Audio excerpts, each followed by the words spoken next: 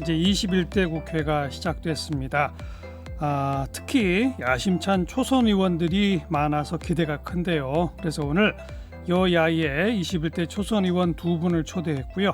청취자 여러분과 함께 21대 국회에 바라는 점 같이 이야기 나눠보겠습니다.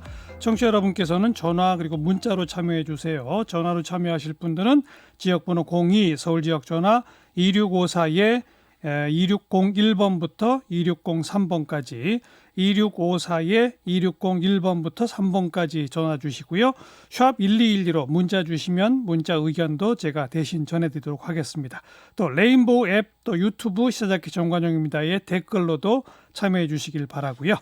자, 여야에서 젊은 초선 의원 두 분 지역에서 당선되신 분입니다.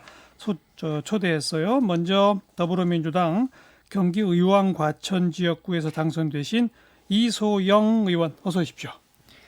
안녕하세요. 이소영입니다. 네. 저는 올해 1월에 더불어민주당의 8번째 영입인재로 영입되면서 처음 정치를 시작한 완전 신인이고요. 예. 이번에 경기도 의왕 과천에서 당선이 됐습니다. 네. 정치에 입문하기 전에는 기후 에너지 정책 전문가로 활동하고 또 변호사 일을 하기도 했었고요. 네. 문재인 정부에서 에너지 계획 그리고 미세먼지랑 기후변화 정책을 만들다가 이번에 선거에 도전하게 됐습니다. 네. 30대시네요. 네, 맞습니다. 네. 그리고 미래통합당에서는 경북 포항 남구 울릉 지역구에서 당선되신 40대 초반이시네요. 김병욱 의원 어서 오십시오. 네, 반갑습니다. 안녕하세요. 김병욱입니다. 저는 그 포항시 남구 울릉군을 지역구로 두고 있고요. 저는 대학 졸업 후에 일찍 국회 의원실 인턴 비서로 시작을 했습니다. 2003년부터 국회 인턴 비서 일을 했고 거의 줄곧 국회에서 보좌진으로 생활을 하다가 예. 이번에 고향에 가서 출마를 해서 국회의원이 당선되었습니다. 네. 뭐 기업으로 치면 열심히 좀 입사해서 인턴부터 차근차근 열심히 일하다가 부장 달고 좀 임원을 일찍 달았다. 좀 그런 느낌입니다, 전. 네. 내부 경선은 힘들지 않았어요? 이번에 저희 지역 같은 경우에는 이번에 당에서 그 기성 정치인들 현역을 배제한 채 신인으로만 경선을 하도록 했고 저희 지역에서 그래서 신인을 두고 뭐 당원 구분 없이 일반 국민들을 대상으로 경선을 실시했고 또 저희 지역에서도 좀 더 기왕 바꿀 거면 좀 확실하게 바꿔보라 그래서 더 젊고 더 신선해 보이는 저를 신인끼리 경선. 네네. 네. 그나마 중진 현역과 맞붙지 않아서 그건 좀 다행이었군요. 물론 그렇습니다. 네. 이소영 의원은 전략공천? 그 내부 경선은 거치지 않았습니까? 저는 영입인재로 전략공천됐습니다. 그렇군요. 네. 그렇지만 뭐 당에 들어온 지 불과 몇 달 만에 요 지역구에 가서 선거, 정치 경험도 없었잖아요. 맞습니다. 우리 김병욱 의원은 그래도 국회 보좌진 하면서 선거를 여러 번 옆에서 거들어 봤을 텐데 네. 힘들었죠, 이소영 의원. 뭐 처음 하는 일이고 모든 게 낯설기도 하고요. 또 지역에서도 아무래도 그 새로운 사람이다 보니까 예. 적응하는 데 시간이 많이 걸렸던 것도 사실입니다. 그렇죠. 네. 자, 두 분은 근데 서로 이번에 아세요? 오늘 처음 만났어요.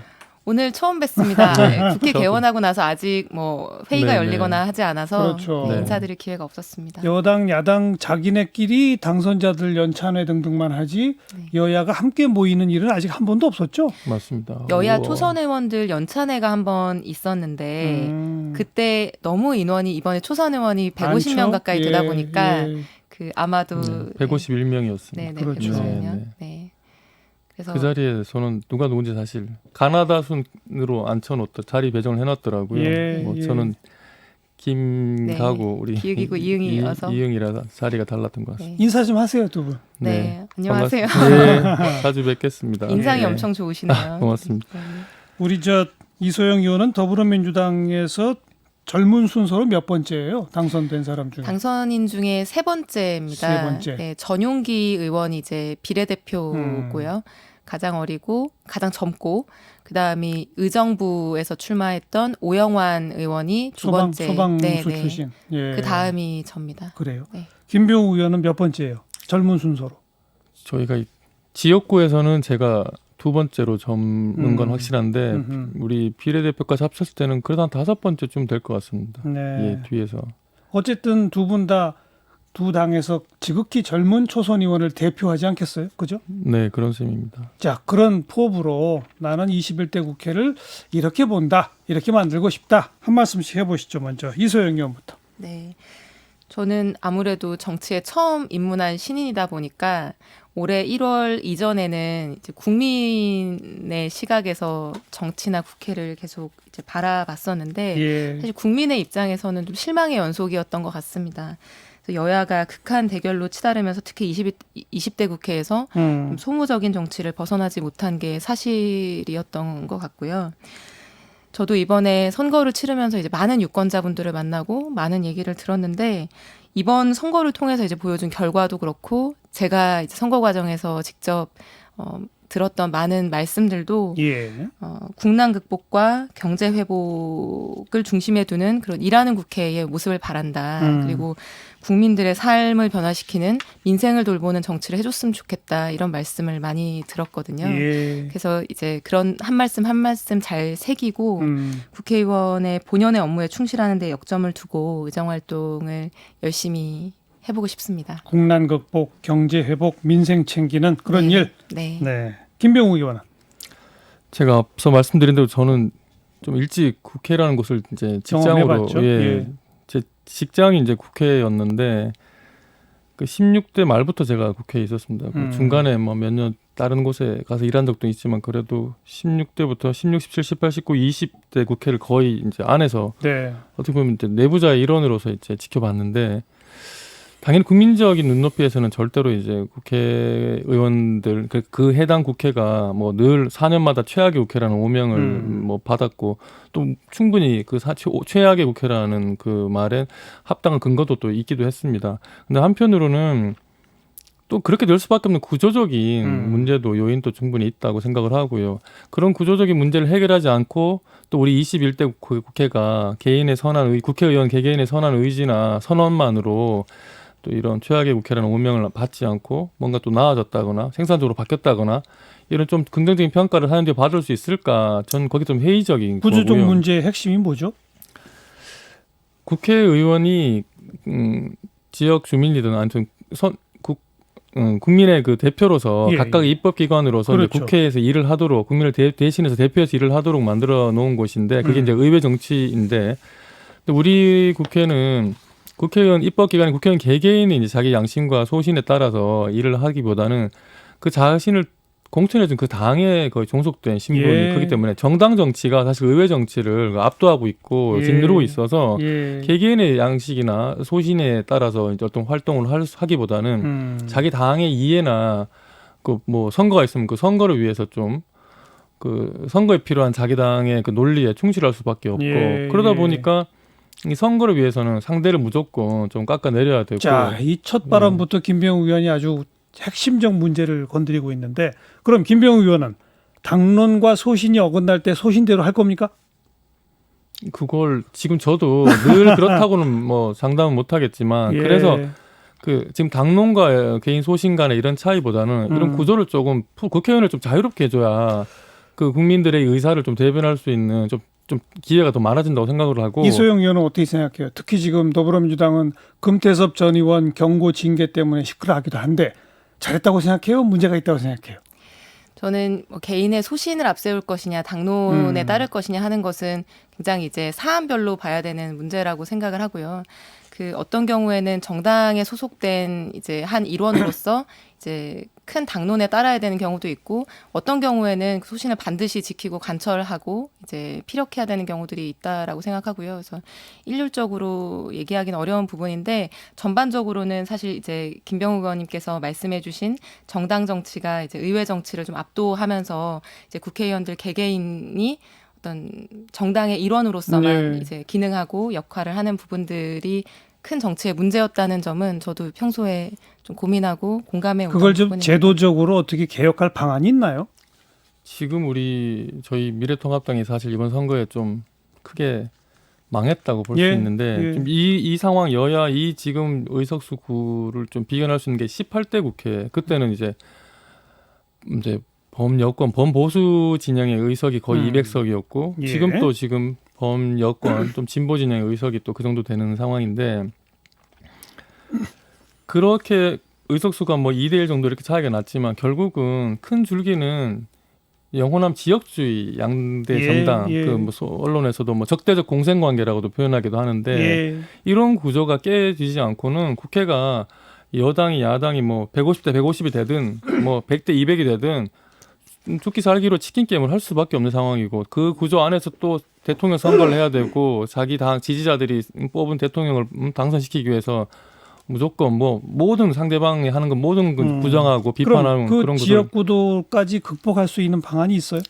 그래서 선거제도 개혁 그런 네, 건가요? 뭐 저는 그 우선 중대선거구제 뭐 이런 것들? 네, 그런 말씀을 좀 이번 국회에서 그래서 지난번 국회에서 어쨌든 지역주의나 사표 이런 문제 의식을 가지고 연동형 비례제를 비례대표제를 했는데, 통해서 뭔가 예. 해결해 보려고 했으나 결과적으로 비례대표제를 통해서 그런 고질적인 우리 그 문제인 그 정치권의 문제인 그 지역주의나 사표 문제를 해결하기가 알겠어요. 어렵다고 나타났기 조금 때문에 더 근본적인 국회의원 선거제도의 개혁이 필요하다. 네.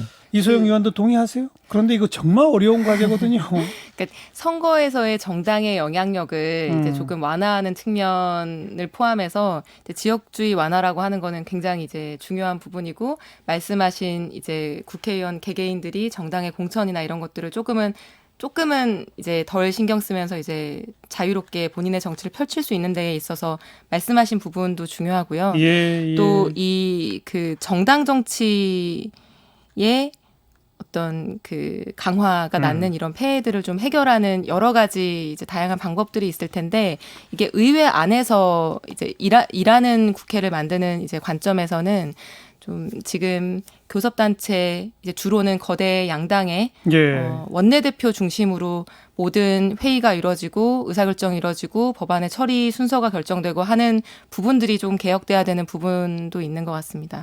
네. 지금 더불어민주당에서는 1호 법안으로 일하는 국회법 네. 만들어보자 이렇게 하고 있는데 그 안에 그 교섭단체 원내대표 위주로 굴러가는 것까지 개혁하자는 내용은 없거든요. 그 지금 일하는 국회 추진단이라고 하는 이제 기구를 만들어서 여러 가지 제도 개선 방안을 지금도 만들고 있고 일부는 법안을 어제 제출했고 앞으로도 이제 그런 제도 개혁들을 하나씩 만들어갈 예정인데 예. 그 며칠 전에 그 한정혜 단장 일하는 국회 추진단의 한정혜 단장께서도 원내대표의 권한을 이제 좀 내려놓게끔 하고 국회 본회의는 국회의장 중심, 상임위는 상임위원회 위원장 중심으로 이제 회의가 개회되고 운영되게끔 그런 책임도 안이 그렇게 나왔어요? 네, 지게끔 하는 방향으로 이제 국회를 개혁해야 된다라고 하는 공식적인 알겠어요. 입장이 발표가 됐습니다. 네. 일하는 국회법을 좀 먼저 만들어 보자는 더불어민주당 안에 대해서 김병우 의원은 어떻게 생각합니까? 저도 국회에 이제 보좌진으로 있으면서 항상 답답했던 게 마치 그 학생들이 학교에 가면 이제 중간고사, 기말고사 시험을 쳐야 되고 또 본인이 받아야 공부해야 할 그 과목, 교과목들이 정해져 있고 그런데 지금 우리 국회 같은 경우에는 마치 학생이 학교에 가서 학교 측 뭐 교사들하고 나는 이런 과목을 공부하고 싶은데 아니면 교사들은 이런 과목은 안 되고 꼭 저건 꼭 해야 돼. 그럼 시험을 언제 치고 싶은데 마치 이런 거를 껌껌이 학생하고 학교 측이 예. 뭐 이렇게 하듯이 지금 우리가 그렇죠. 지금 원 구성을 하든 예. 뭐 어떤 안건을 올리든 이렇게 해왔는데 이런 건 조금 조정될 필요가 있을 것 같고 좀 자동으로 일을 하도록 할 필요는 있는 것 같습니다. 문자로 5824번 쓰시는 분, 국민은 세금 납기일을 넘기면 연체 이자를 가산시킨다. 국회의원은 법정 개원기일을 못 지키면 그만큼 세비를 반납하라. 어떻게 생각하세요? 저부터 말씀드릴까요? 예. 사실 그 불출석 의원의 세비 삭감에 관련해서는 그 더불어민주당이 20대 때 발의했던 이제 일하는 국회법의 내용이기도 했고요. 이번에 어제 발의된 법안에도 그 관련된 내용이 들어 있어요? 있습니다. 예, 네. 예. 그래서 정당한 사유 없이 국회 회의에 불출석하는 경우에 세비를 단계적으로 이제 삭감하는 내용이고요. 기본적으로는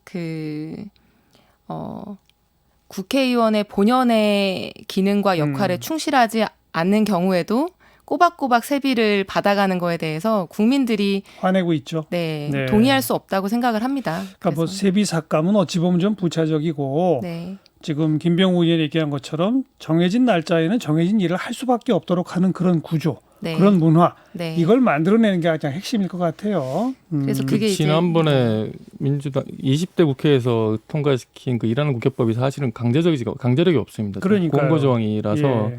강제성이 없고 다만 사실 좀 신뢰가 부족한 측면이 강하고 또 아까 말씀드린 대로 이 정당이 하는 일이 우리 지지자들, 우리 정당이 뭐 그 당이 잘 되는 게 우리 당이 해롭다 이런 식의 인식이 늘 있기 때문에 네. 그 국회 구조 자체가 좀 바뀔 필요가 있다. 그래서 중대선거구제, 뭐 도농복합형이 되었든 안 되었든 그 중대선거구제 형태로 해서 그 정당으로부터도 국회의원이 조금 자유로울 필요가 있고 또 이익 집단으로부터 좀 자유로울 필요가 있고 그래서 자기 소신껏 양심껏 일을 할 수 있도록 그런 토대를 만들어줄 필요가 있고요. 또 그렇게 되면은 필연적으로 다당제가 될 수밖에 없는데 그 다당제를 좀 구조화시켜서 이 다당 3당 4당 체제 하에서 이들 정당이 뭐 정략적인 이런 차원이 아니라 현안에 따라 이슈에 따라 알겠어요. 따라 서로 대화 타협을 통해서 예. 문제를 풀어나가는 구조가 필요하다고 생각합니다. 김병욱 의원이 아주 구조적이고 근본적인 우리 정치 구조와 문화 전체를 바꿀 수 있는 개혁 과제에 대한 얘기를 하고 있고 저희 이사자킨 사실 오래전부터 선거법 개혁과 함께 그런 주장들을 해왔기 때문에 중요한 과제인데요. 이 과제를 전면에 내걸면 지금 양당의 이해관계 때문에 또 4년 내내 그거 싸우도 하다가 말거든요. 요건 좀 딱 집중적으로 정개특위 같은 거 만들어서 제대로 좀 논의가 됐으면 좋겠고요. 우리 청취자분들 전화를 좀 받도록 합니다. 먼저 2601번 쓰시는 분 연결돼 있어요. 여보세요? 네, 여보세요? 예, 어디에 누구신지 자기소개 하시겠습니까? 네, 경북 영천의 40대 자영업자 하대국입니다. 하 선생님 고맙습니다. 어떤 생각 갖고 계세요? 21대 국회에 대해서? 네, 이쪽에는 아무래도 야당 쪽이 많이 예. 있다 보니까, TK 지역 그랬죠? 예, 그러다 보니까 저는 또 생각이 좀 틀려서 너무 그 한쪽으로만 당연하게 이제 표박 관리를 하고 계신 당들이 있다 보니까 제 젊은 입장에서는 조금 생각이 좀 다르거든요. 예. 예, 그래서 조금 이제 너무 이제 한쪽으로 너무 당연하게 네. 예, 많은 표를 통해서 당선이 되셨지만은 예.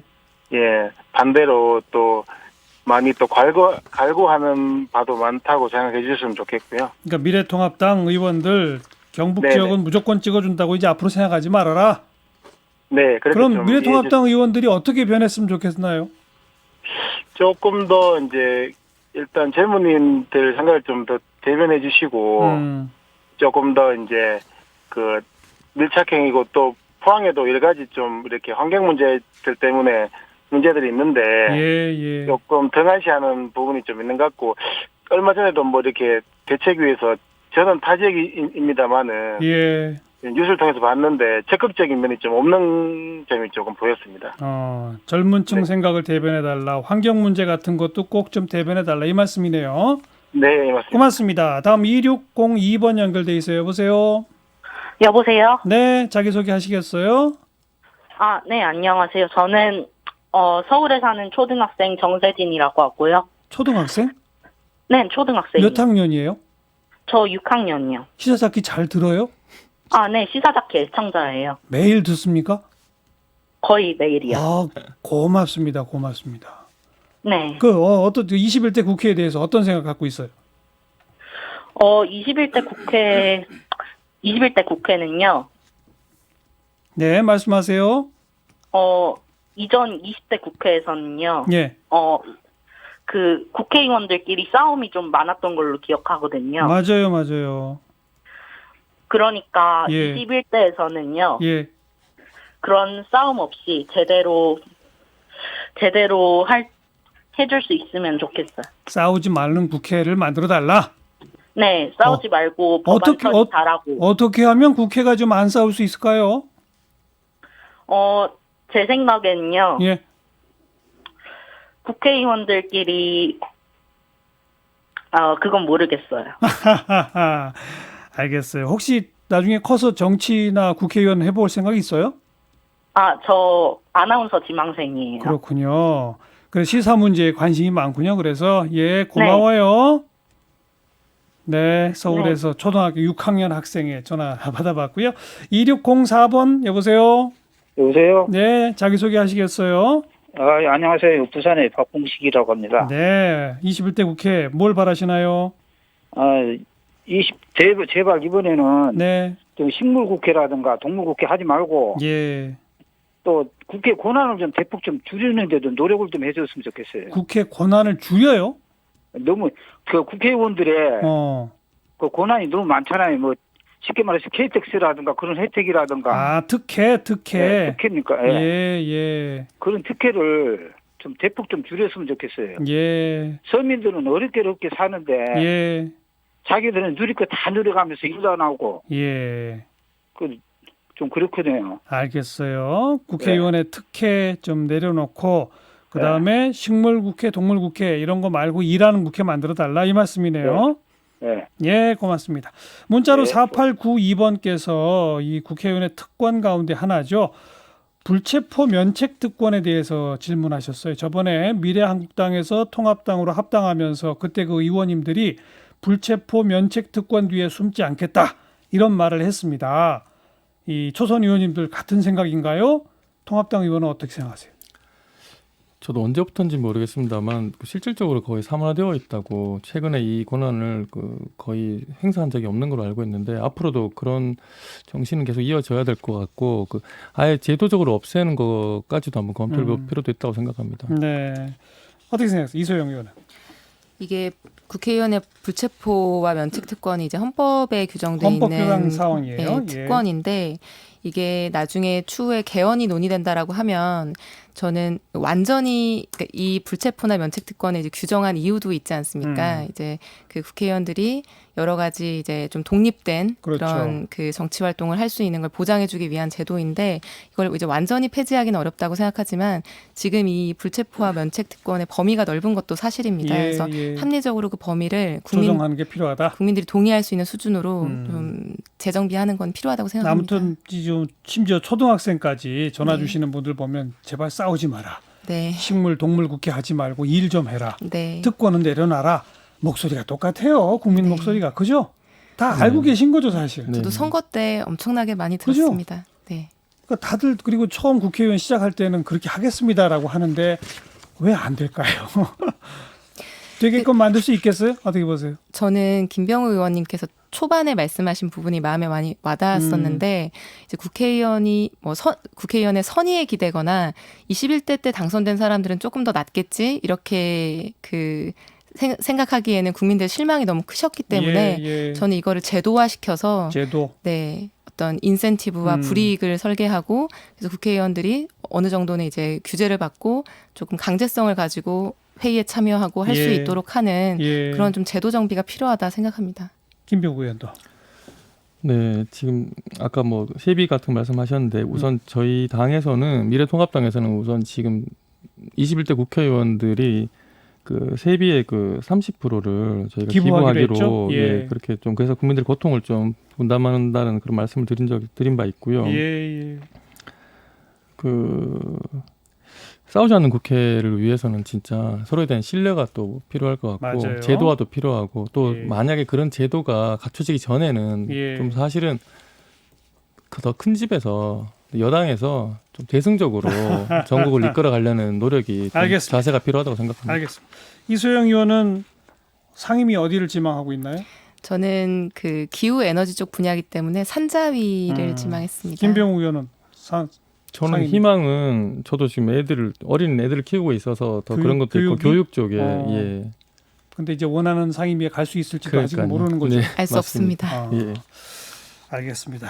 오늘 초선 의원 두 분 모시고 청취자분들 전화도 좀 받아봤는데 시간이 너무 짧아서 아쉽죠? 다음 기회에 조금 더 충분한 시간을 갖고 다시 모시도록 하겠습니다. 더불어민주당의 이소영 의원, 또 미래통합당의 김병욱 의원, 또 전화로 참여해 주신 많은 분들 연결 못해서 죄송합니다. 네, 두 분 고맙습니다. 감사합니다. 네, 고맙습니다.